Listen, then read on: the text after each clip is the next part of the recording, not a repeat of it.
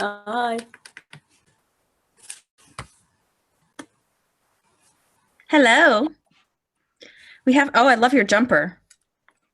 Thanks. I made it. I finished It's it finally. good. It's very good. How are you doing? Pretty good.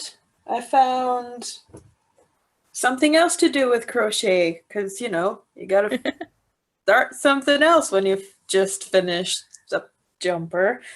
It's Um, true.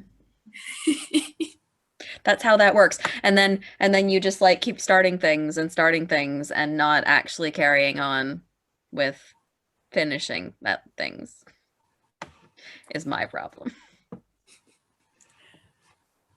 I've had that kind of problem before. Um, but this one is kind of my own invention. It's like a mix between patterns and things.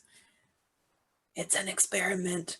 Ooh. Um, I was looking at how to make socks, but um, I've never crocheted socks my feet before. get really cold in this place because I'm on the ground floor and Mm, the floor is cold. mm. And I figured I could try and make a sock in like a thermal stitch, but it's weird. So I found someone going, hey, just draw the shape of your foot and crochet a flat sole. You can make Yeah. insoles or whatever. Yeah. And I Yeah. thought I That could would use work. that and figure out how to make the top bit Yeah. eventually. That would work. So yeah, I was making a foot Nice. and forgot to have dinner. That happens. I definitely How forget to was have your dinner. day? We have an Ivan. Yeah, Yay. good. Quiet, hanging around. Went for a walk.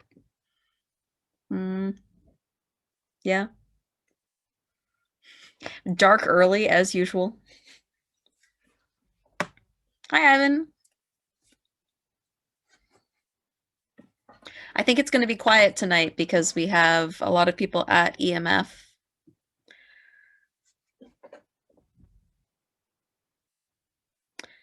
So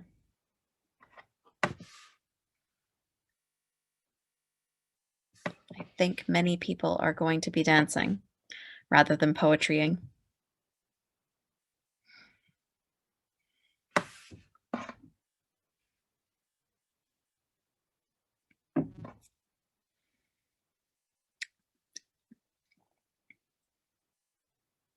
Did either of you bring anything you'd like to read or just along for listening?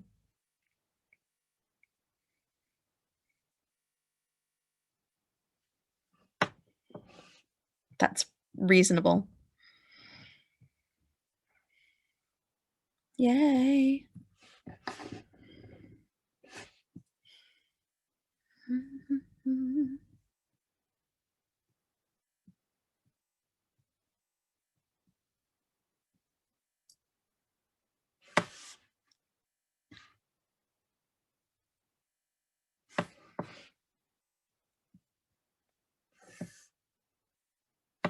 not sure how long to wait for other people. Usually things start at about 9:15 normally, so I don't know whether to give people that long. Yeah, cool. We'll wait until 9:15 and see if anybody else is around and then we'll start then. Gives me time to finish eating. Ideal. I think Michael said he was going to be along for this one, but I'm not sure. Which Um, Michael? you're right. There are many Michaels. Michael Kearney. Michael Cox definitely told me he was not going to be around. So, um,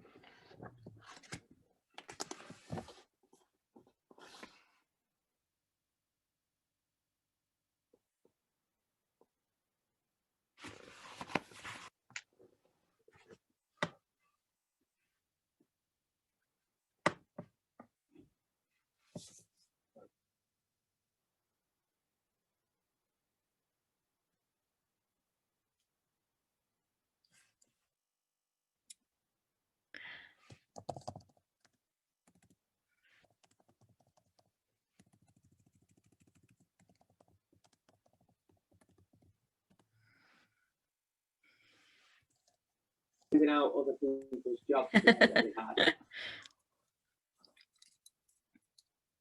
It's like he's wearing headphones. We don't need to worry if there's noise. We can be as loud as we want. He can't hear us. Oh, we have a Katie.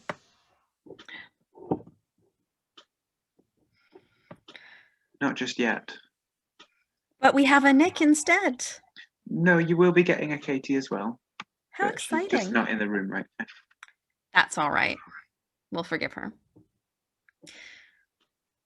We decided that since things normally started about 9:15, we'd hang around for a bit and see if anybody else showed up. So I think a lot of folks are at EMF. yeah, I think so. Have you been doing that? Yeah. Anybody? Yeah. How's it been? Yeah, it was good. I enjoyed went to a couple of Hazel's classes this morning, which was Nice. good.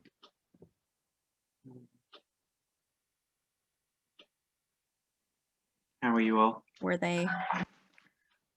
were they on? Were they interesting? Clowning and Rolling around on the floor. rolling around on the floor. Nice.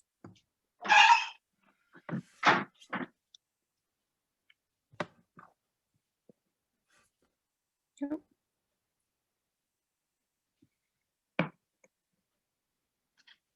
I'm gonna change cameras.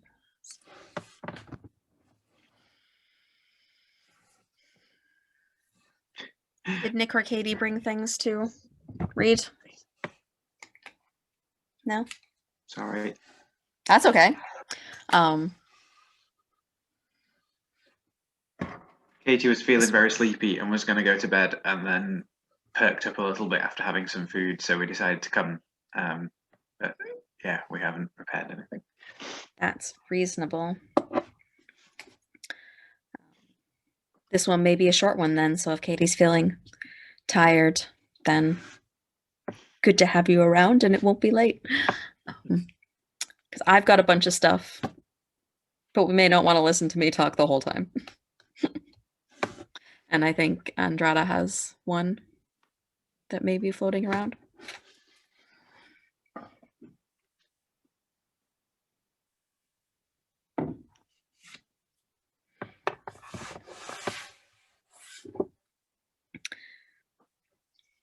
What are the delicious things people are eating?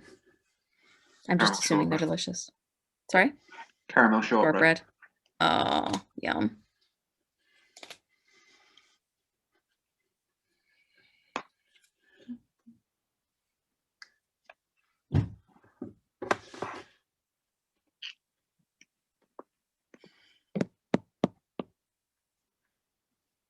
How did Gather work for EMF? I've been running little events on it, but nothing that big. I mean, it worked fine. Oh, excuse me.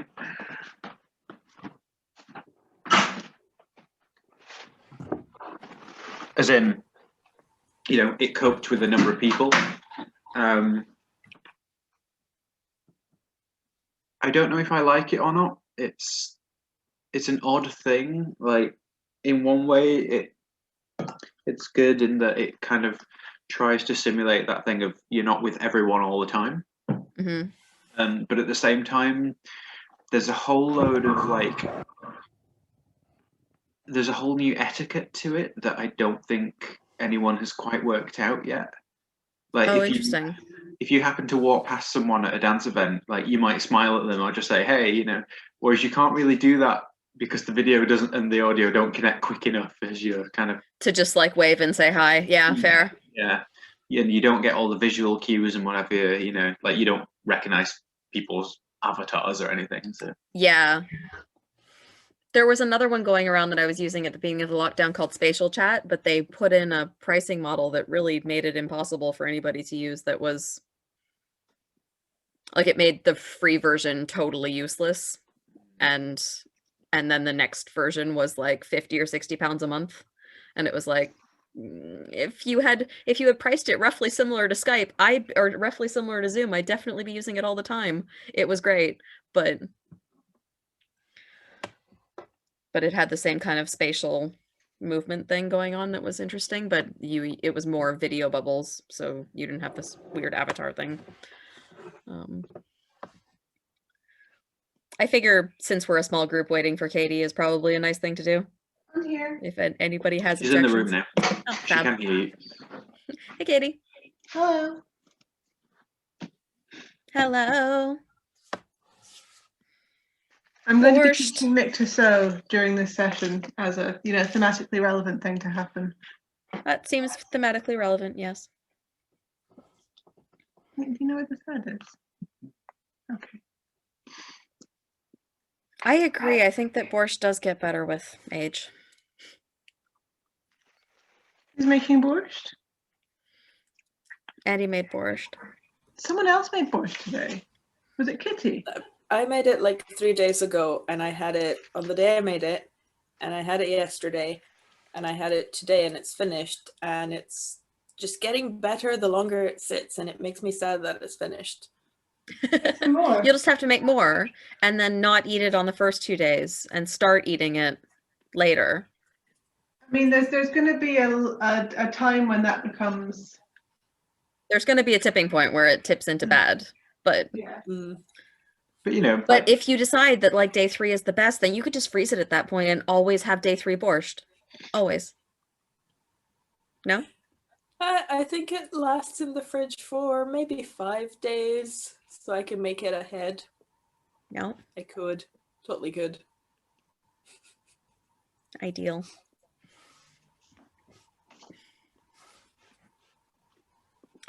If Katie's in the room, should we start? Yeah. Yeah.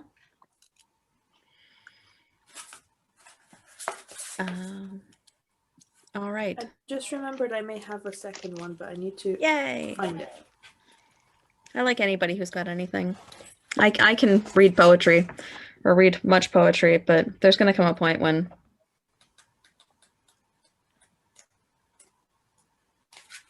we don't want to listen to me.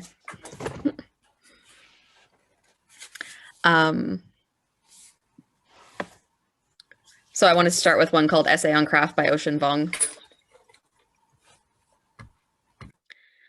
Because the butterfly's yellow wing flickering in black mud was a word stranded by its language. Because no one else was coming, and I ran out of reasons. So I gathered fistfuls of ash, dark as ink, and hammered them into marrow, into a skull thick enough to keep the gentle curse of dreams. Yes, I aimed for mercy, but came only close as building a cage around the heart, shutters over the eyes.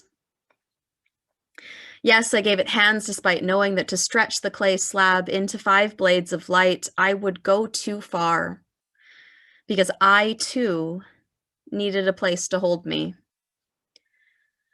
So I dipped my fingers back into the fire and pried open the lower face until the wound widened into a throat, until every leaf shook silver with the god-awful scream, and I was done, and it was human.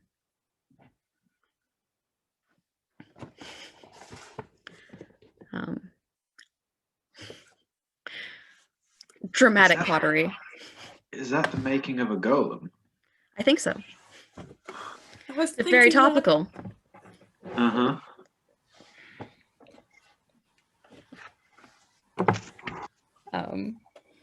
On topic for the rest of story time. Mm-hmm. Andy, do you want to just like say when you want to go, or do you have a particular topic? I don't know. The daft little thing is mostly a little bit of silliness about crochet and knitting. Nice. I've got one about knitting. Whereas the So other we one do- is To Ian Hamilton Finley by Edwin Morgan. Nice. It's got some boats and some things. Lots of things made. Cool. So I don't know, wherever they fit. Cool. I've got a Naruto one, and then I've got one about knitting, and maybe then your one about knitting, and we'll see where I go from there. Cool. Yeah. This is Pablo Neruda. It's called Guilty. I declare myself guilty of not having made. With these hands they gave me a broom. Why did I make no broom? Why did they give me hands? What use have they been if all I ever did was watch the stir of the grain, listen up for the wind, and did not gather straws still green from the earth for a broom? Not to set the soft stalks to dry and bind them into a gold bundle, and did not lash a wooden stick to the yellow skirt till I had a broom for the paths. So it went. How did my life get by without seeing and learning and gathering and binding the basic things? It's too late to deny that I had time. The time, yet the hands were lacking. So how could I aim for greatness if I was never able to make a broom? Not one, not even one.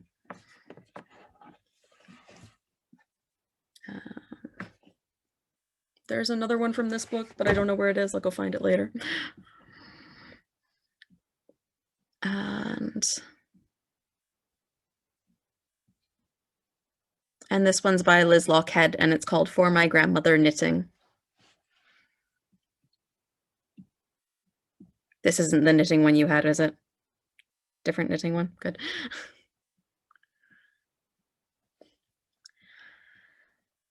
There is no need, they say, but the needles still move, their rhythms in the working of your hands, as easily as if your hands were once again those sure and skillful hands of the fisher girl. You are old now, and your grasp of things is not so good. But master of your moments then, deft and swift, you slit the still ticking quick silver fish. Hard work it was too of necessity. But now they say there is no need as the needles move in the working of your hands, once the hands of the bride, with the handspan waist, once the hands of the miner's wife who scrubbed his back in a tin bath by the cold fire. Once the hands of the mother of 6 who made, do and mended, scraped and slaved, slapped sometimes when necessary. But now they say there is no need. The kids, they say, Grandma, I have too much already. More than they can wear. Too many scarves and cardigans. Gran, you do too much. There's no necessity. At your window, you wave them goodbye Sunday. With your painful hands, big on shrunken wrists, swollen jointed, red, arthritic, old. But the needles still move. Their rhythms in the working of your hands, easily, as if your hands remembered, of their own accord, the pattern, as if your hands had forgotten how to stop.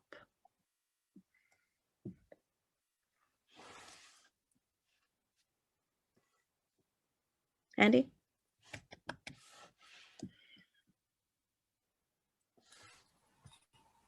Right, let's see if I remember this. It was literally just some silliness floating around my head going, oh yeah. Nice. It has no title. Some of the best poems have no titles. It may become something more at some point. Do, undo, over, under, and pull through.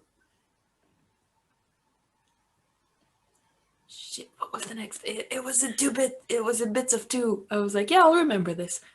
Should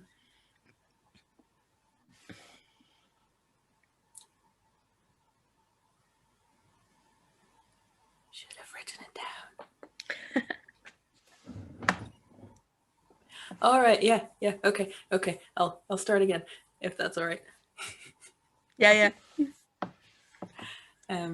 Do, undo, over, under, and pull through. With all these yards of yarn I wrangled, I'm surprised I'm not entangled.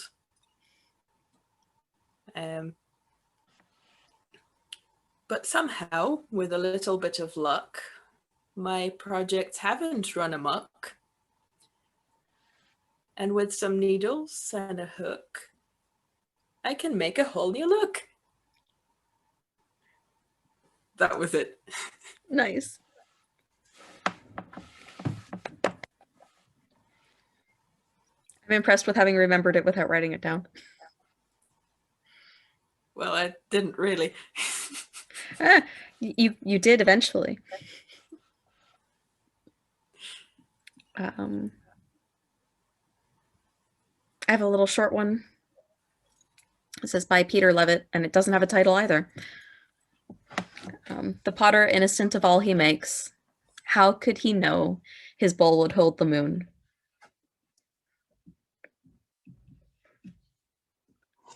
And then I have a little one from a book Frankie sent me, a roomie. It's part of a longer poem, but I'm not going to read the whole thing because it goes into a big religious allegory that I don't think is really particularly relevant to this group or craft. But it starts off. It's called Craftsmanship and Emptiness. I've said before that every craftsman searches for what's not there to practice his craft. A builder looks for the rotten hole where the roof caved in. A water carrier picks the empty pot. A carpenter stops at the house with no door. Workers rush towards some hint of emptiness, which they then start to fill. Their hope, though, is for emptiness. So don't think you must avoid it. It contains what you need.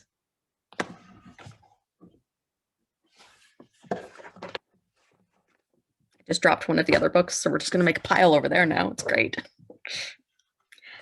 And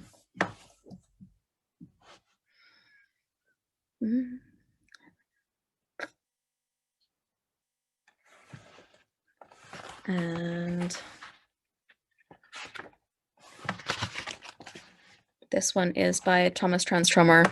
It's more about work than craft, but I like it, so you're getting it. It's called On the Outskirts of Work. In the middle of work, we start longing fiercely for wild greenery, for the wilderness itself, penetrated only by the thin civilization of telephone wires. The moon of leisure circles the planet work with its mass and weight. That's how they want it. When we are on our way home, the ground pricks up its ears. The underground listens to us via grass blades. Even in this working day, there is a private calm, as in a smoky inland sea where the canal flows. The boat appears unexpectedly in the traffic or glides out behind the factory, a white vagabond. On Sunday, I walk past an unpainted new building that stands in front of a gray, wet surface. It's half finished. The wood has the same light color as the skin of someone bathing. Outside the lamps, the September night is totally dark. And when the eyes adjust, there is a faint light over the ground where large snails glide out and mushrooms are as numerous as the stars.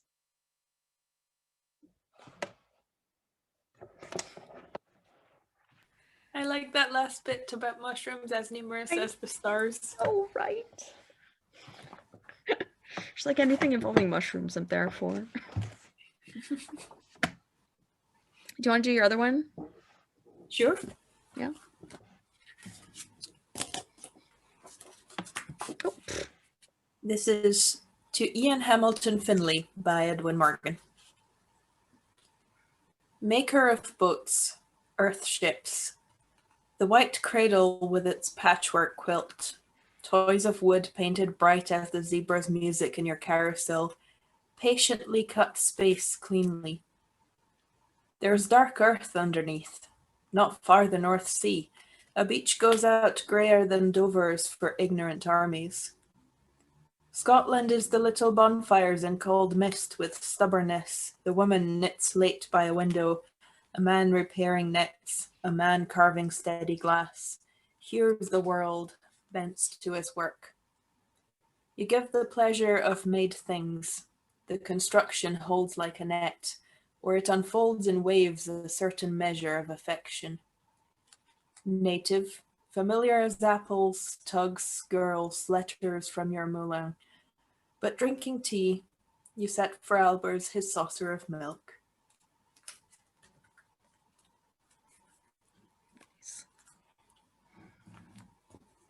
Have you been to Ian Hamilton Finley's garden, Little Sparta? No? It's definitely worth going to. It's such a poetic space. It's beautiful. It's just south of Edinburgh. We took the bus cool. there and then we walked about an hour. Or we took the bus part of the way there and then we walked about an hour. So it's not easy to get to unless you have a car. Which I do. Which you do, so you might have an easier time getting to the place than we did. We had a picnic halfway there. It was great. Nice. But it's a beautiful garden and it's full of sculpture and so much of his work is like text oriented. So it's not the kind of poetry you'd like read in longer chunks because quite often it's like 5 or 6 words long. But when it's carved into stone, it has impact. Oh, I did that one. I should close it. And that one.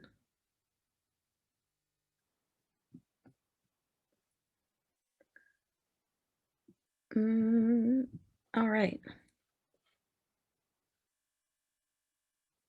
Oh, it's closed now. It's what? The garden's closed, I'm guessing. Oh. Virus stuff. I think it might only be open in the summer. I think it's open like May to August. But it's nice. This is one from the Royal College of Surgeons of Edinburgh by Andrew Grigg. My only talent lay in these. My father rubbed his hands together, staring as though their whorls held codes of 30 years obstetric surgery. It's a manual craft. The rest's just memory and application. The hard art lies in knowing when to stop. He curled his fingers like a safecracker, recalling a demanding lock. I glimpse 1,000 silent break-ins, the scalpel's shining gemmy pops, and a window in the body, then quick, working in the dark to remove or rearrange, clean up, quit, seal the entrance. Oh, strange burglar who leaves things better than he found them.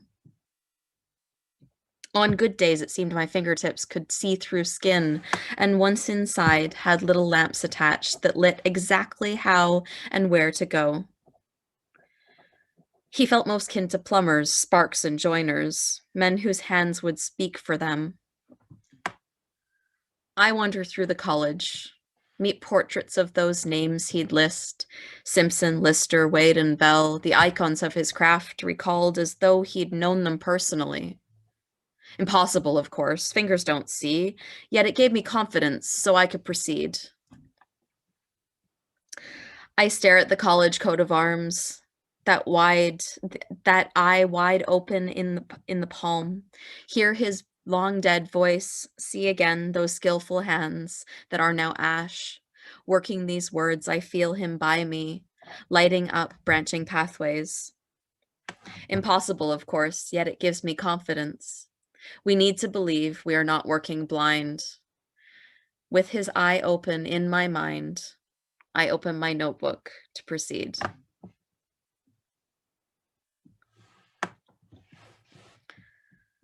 I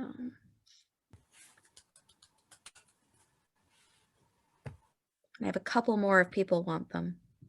Does anybody have anything else they want to contribute? I mean, I can read poetry that isn't about craft. I just haven't got anything specifically for this session. That's all right. Cool. I've got a few more, and if people want to continue sharing poetry, we can do that as well. Unless you want to butt in with something that's not craft oriented now, Katie, you're welcome to. Yeah.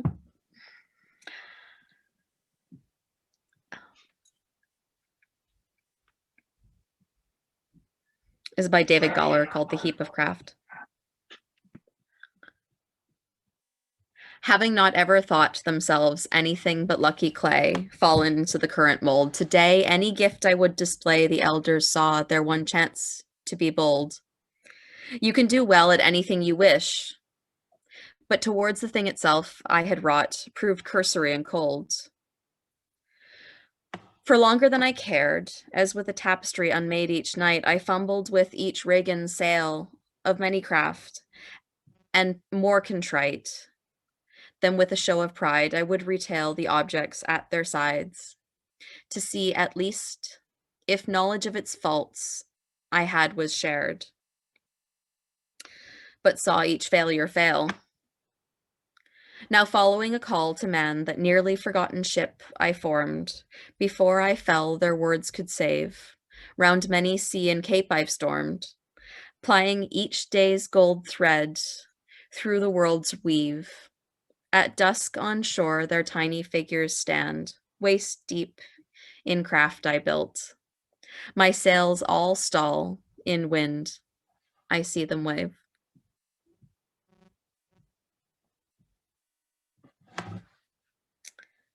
And the one that I'm not going to bother finding in the book, and I'm just going to read it off the internet, which is also about knitting. It's another Pablo Neruda. It's an ode to my socks. Marimori brought me a pair of socks, which she knitted herself with her sheep herder's hands. 2 socks as soft as rabbits. I slipped my feet into them as though into 2 cases knitted with threads of twilight and goatskin. Violent socks. My feet were 2 fish made of wool, 2 long sharks sea blue, shot through by 1 golden thread, 2 immense blackbirds, 2 cannons. My feet were honored in this way by these heavenly socks. They were so handsome, for the first time my feet seemed to me unacceptable, like 2 decrepit firemen. Firemen unworthy of the woven fire of those glowing socks. Nevertheless, I resisted the sharp temptation to save them somewhere, as schoolboys keep fireflies, as learned men collect sacred texts. I resisted the mad impulse to put them into a golden cage and each day give them bird seed and pieces of pink melon, like explorers in the jungle who had over the very rare green deer to the spit and eat it with remorse.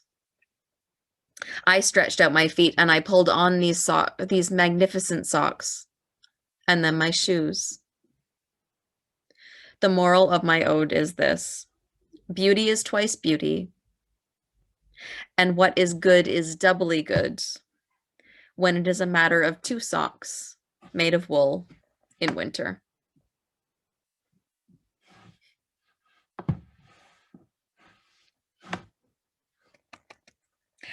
If anybody has things that aren't crafty, feel free to share them. Or we can call it a very short evening and run away. Would you like to run away? I don't mind. We could just hang out and chat too. We could hang out and chat, and if we feel inspired to spout poetry, we could. That works too. How are you doing, Andrada? That's a lovely jumper you're wearing. I know, right? I wonder where you could have got that jumper. I finally finished it. Hey. It looks fantastic. What are you teaching? Are you learning to sew with a project? Or Yes. I'm teaching Nick how to do paper piecing so he can help me with my quilts. Nice. It's a nice modular job. Ivan sent a poem. Do you want me to read it? Yes, yes. Okay. Ah, Don't know why I didn't think of this one. Amazing. This is Every Artist Knows by Senryu. Every artist knows that craft plus soul equals art. His tools of the trade. When you come to know there is sadness and beauty, you start to grow up. Though now is not perfect, one should not trust the future or live in the past. What is an era, a chapter of history in the tale of time?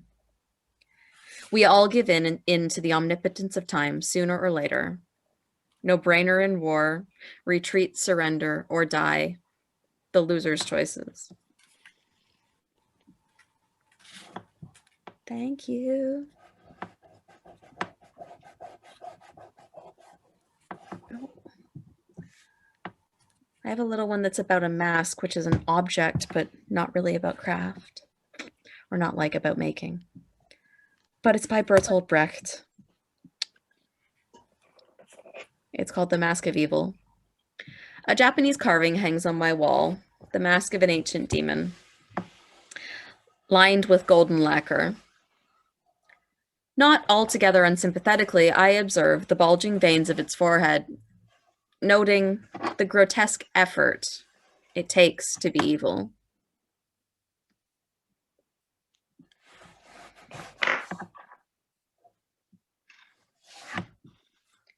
Oop. You forgot your stay stitches in these corners. You have to have stay stitches in each one. It helps. Okay. I haven't done them in either of the other two. Are you starting a new quilt? Are you going to make it entirely together, or is there a... That's the plan. Awesome. I mean, we both have different skills, so. But we will do it concurrently. We'll both spend the same amount of time on it. Nice. Do you know what the pattern is? No, we're making it up as we go along. Nice. We're being recorded, Nick. Yeah. Making it up as we go along.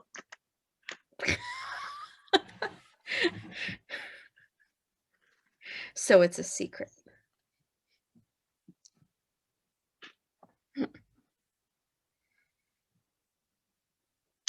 I'm excited to meet it in the future. You better be. It's very complicated. Oh, you're going to love it. Am You're I? gonna absolutely love it, yeah. But you can't tell me about it. No, I can't. Oh. But you especially are going to love it. Is it made of octopuses? No. Oh. Does it have pictures of octopuses? I guess I'd like it better if it were pictures of octopuses. Rather than actually made of octopuses, that would be weird. Do you have a thing for octopodes? I love octopuses. They're so cool. I'd make a really great quilt. I'd have to learn to sew curves. But that's a skill I've wanted to pick up. Oh. They could be such cool shapes.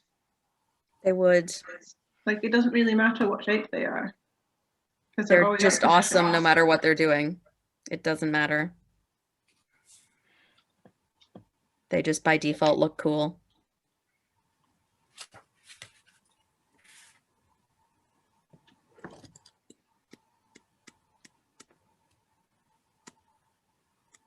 I saw the octopus propaganda map that you sent me again today, and I was like, yes. Oh.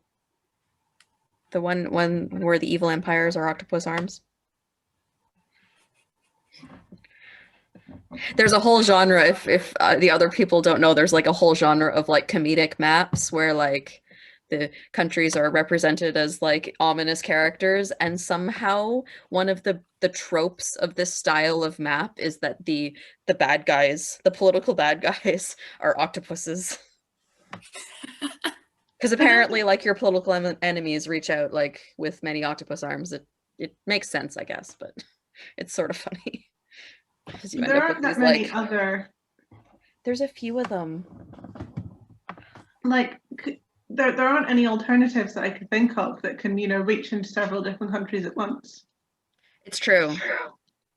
Like, I guess they could be spiders, but they have less like grasping connotations. Yeah. Spiders can just like curl really fast. Yeah. The pneumatic limbs. Yeah. Did you know that the base of spider's blood is copper rather than iron? I didn't know They that. actually have Really? blue blood. I had no idea. That's They're so shocking. real. Hmm? Spiders I are think so octopus's blood is blue too, isn't it? Maybe they use copper as well. Maybe. I didn't know that that's why things would have blue blood. That makes sense though. I know that they each tentacle is able to think independently of the main brain. I know, right? Which is incredible. It's just like, just imagine they actually taught their offspring, like instead of just like dying just as they were born. Octopuses would be so in charge of everything if they had education. Oh, should we say goodbye to Catch Up Crew? I don't know if if Frankie would cut it off sooner, but bye, Catch Up Crew. There may or may not be future poetry.